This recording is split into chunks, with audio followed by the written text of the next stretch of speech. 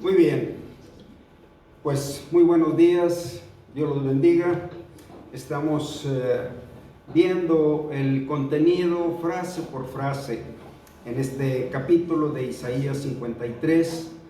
Estamos en el versículo 8, donde dice: por cárcel y por juicio fue quitado, y su generación, ¿quién la contará? Porque fue cortado de la tierra de los vivientes, y por la rebelión de mi pueblo fue herido.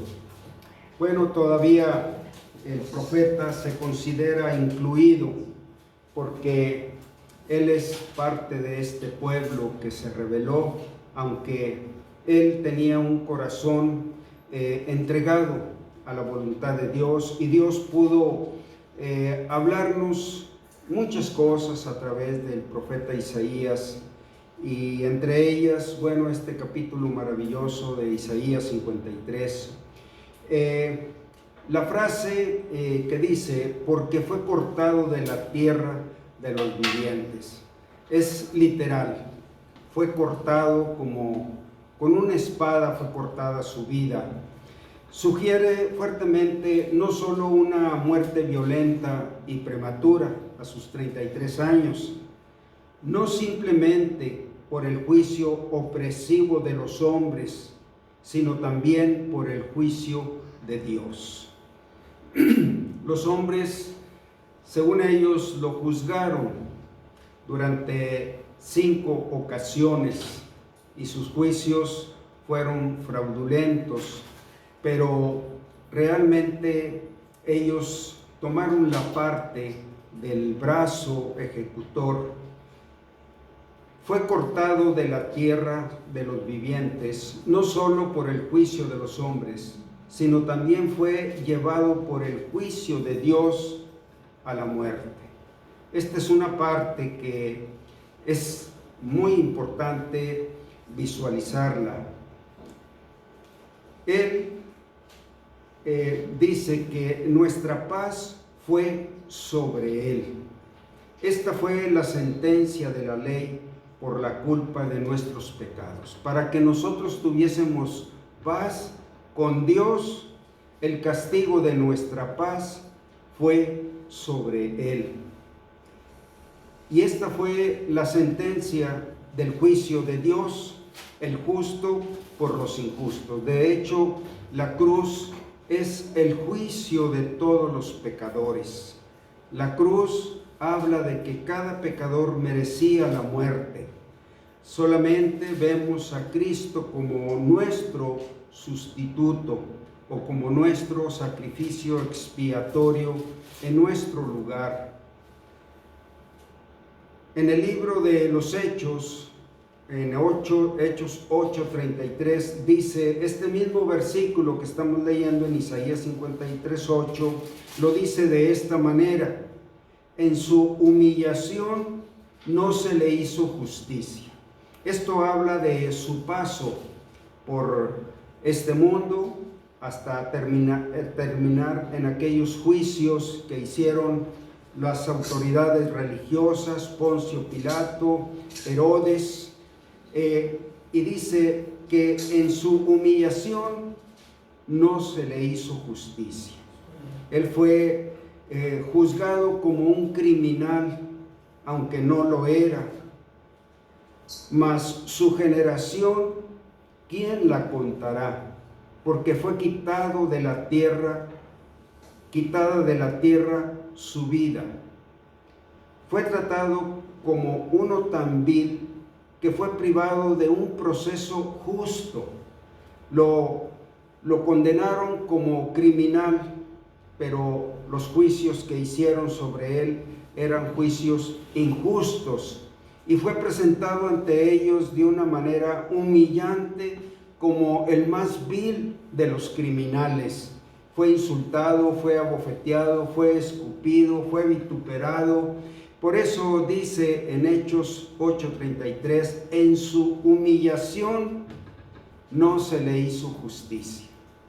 Bueno, era la cara de la humillación que él soportó, Y podemos ver esto acerca de estos juicios en Mateo 26, 59 y 60. ¿Quién lo tiene? ¿Quién? A ver, sí, Elvira, por favor, en voz alta, Mateo 26, 59 y 60. Y los principales sacerdotes y los ancianos y todo el concilio buscaban falso testimonio contra Jesús para entregarle a la muerte, y no lo hallaron, aunque muchos testigos falsos se presentaban, pero al fin vinieron 2 testigos falsos, que dijeron, dijo. Hasta el 60.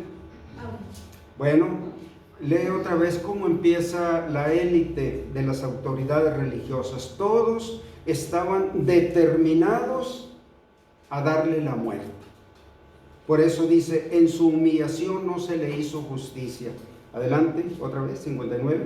Y los principales sacerdotes y los ancianos y todo el concilio buscaban falso testimonio contra Jesús para entregarle a la muerte. Hasta ahí. Ellos estaban determinados, incluso testigos falsos. Pero los testigos se contradecían, decían cosas diferentes, de tal manera que ellos se veían en entredicho si estaban llevando un juicio.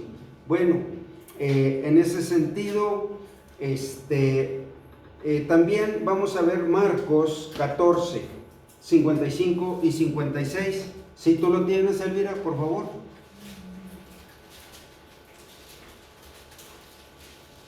Marcos 14.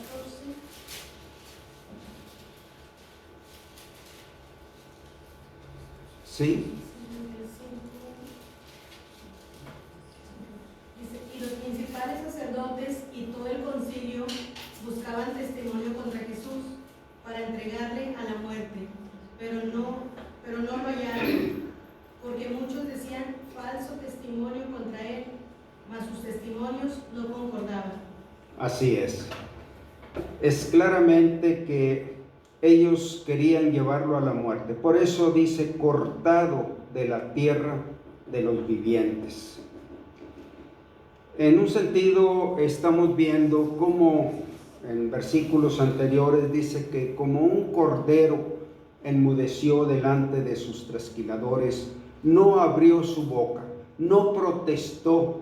El que representaba y encarnaba la justicia perfecta estaba caminando en medio de la mayor injusticia en este mundo, pero él sabía que tendría que ser así, el justo por los injustos, para llevarnos a Dios.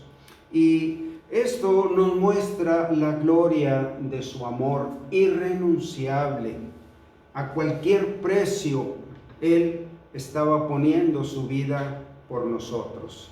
Es evidente para cualquiera que lea los relatos de los evangelios, que los evangelios presentan, que los juicios que Jesús atravesó fueron una farsa.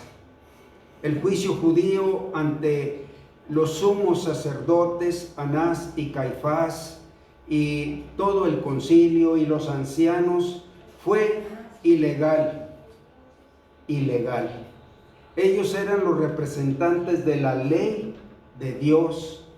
Ellos reclamaban que eran los representantes de la ley y estaban ellos llevando el juicio más ilegal. Bueno, esto habla porque la Biblia dice en Romanos 3:10, no hay justo ni aun uno. No hay quien entienda, todos se desviaron. No hay quien haga lo bueno. No hay ni siquiera uno. Así es la estirpe humana.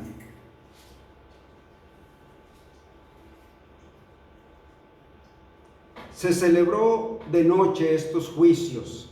También estaba prohibido por la ley. También la ley decía que por el testimonio de 2 o 3 testigos muera irremisiblemente, pero los testigos eran falsos, ¿verdad? Pilato admitió varias veces que no encontraba mal alguno en él y aún así lo entregó a muerte. Yo me lavo las manos, ustedes hagan como quieran.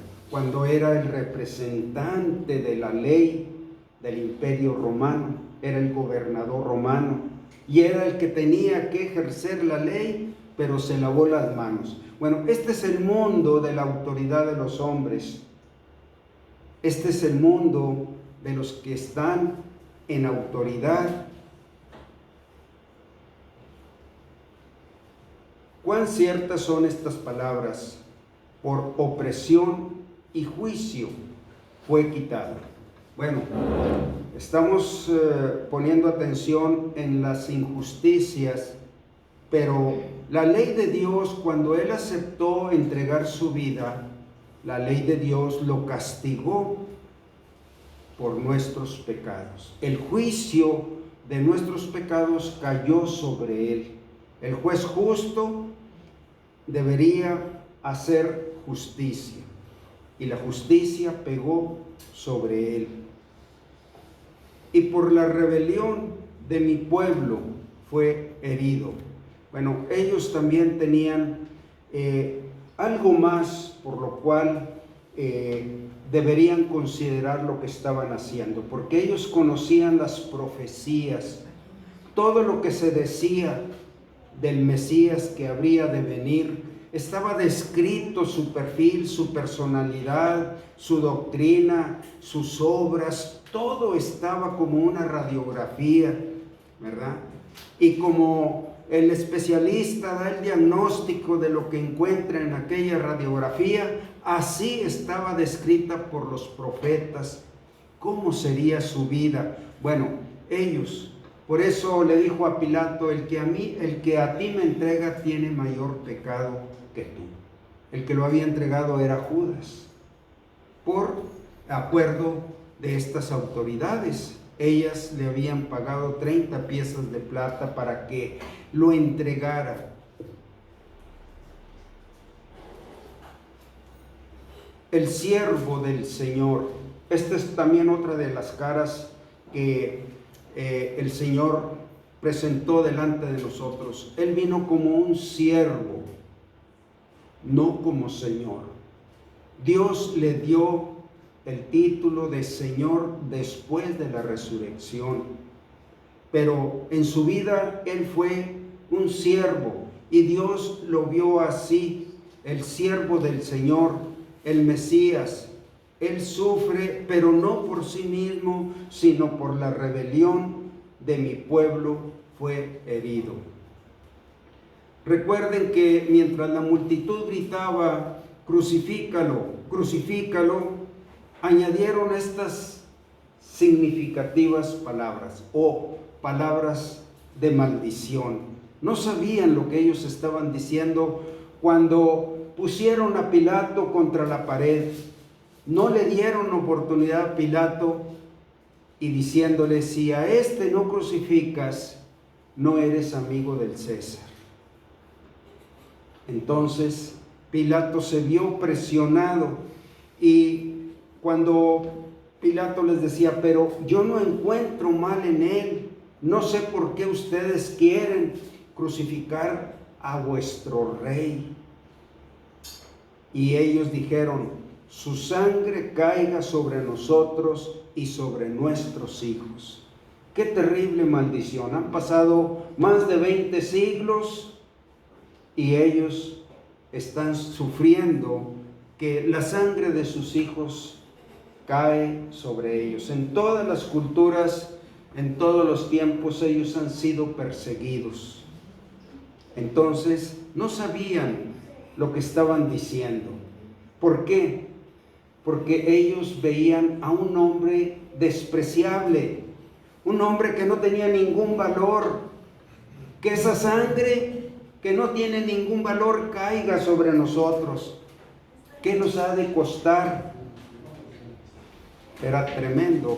Fíjense, en el fondo, esto habla cuando una persona menosprecia o desaira dice en Hebreos 10, ¿cuánto mayor castigo pensáis que merecerá al que pisoteare al Hijo de Dios y tuviere por inmunda la sangre del pacto en la cual fue santificado? Era lo que ellos estaban haciendo aquí. Una sangre que no tenía ningún valor, por inmunda. Detrás de esto está el menosprecio, el rechazo, lo que no vale nada para ti. Por eso el mundo es indiferente. El mundo ignora el valor de ese sacrificio, porque consideran que no tiene valor la sangre. Ellos dijeron, ¿qué nos puede pasar? Que su sangre caiga sobre nosotros y sobre nuestros hijos. Qué terrible maldición se echaron ellos. Como todo aquel que piensa así de Cristo, de su salvación, de su cruz, de su perdón, de la vida que Él le ofrece, del lugar que Él le ofrece en la eternidad, todo el que piensa así está bajo maldición. Vamos a ver qué dice Mateo 27, 22 al 25. ¿Hay alguien que lo quiera leer? Sí, Pablo, por favor, en voz alta. Pilato les dijo, ¿qué pues haré con Jesús, que es llamado Cristo?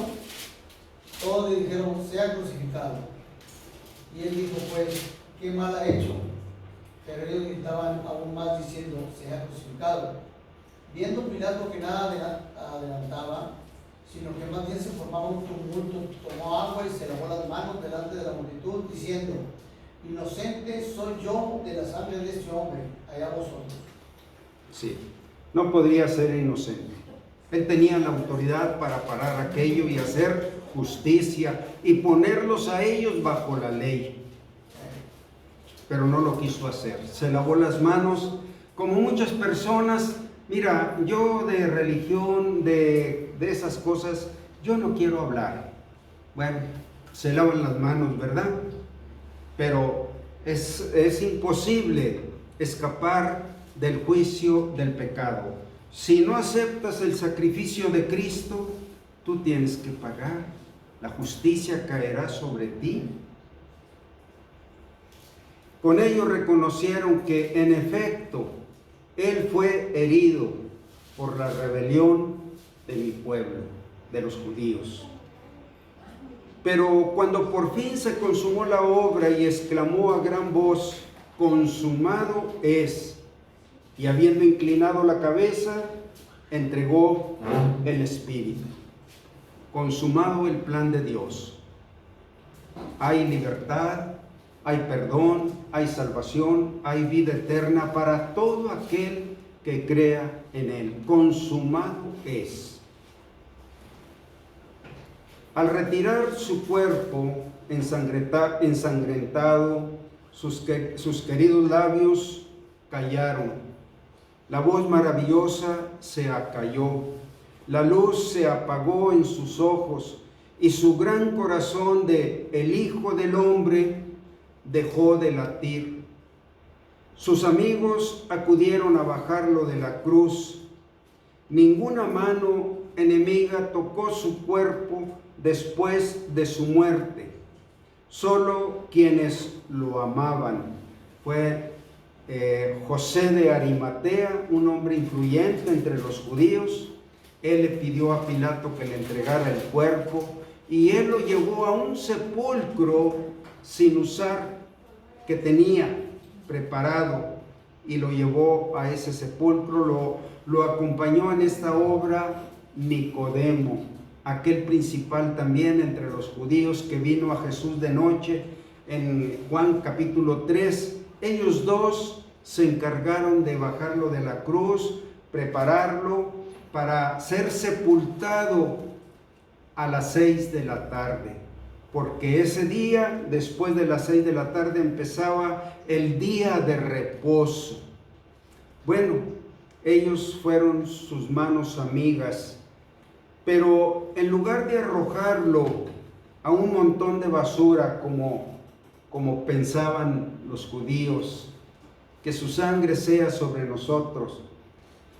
Como pretendían aquellas autoridades, se dispuso su sepultura con los ricos, tal como Isaías había profetizado 720 años antes del acontecimiento. Aquí estamos compaginando ya los hechos en los evangelios con la profecía que Isaías había dado. Así moriría. Él encarnó todas las profecías y se cumplieron.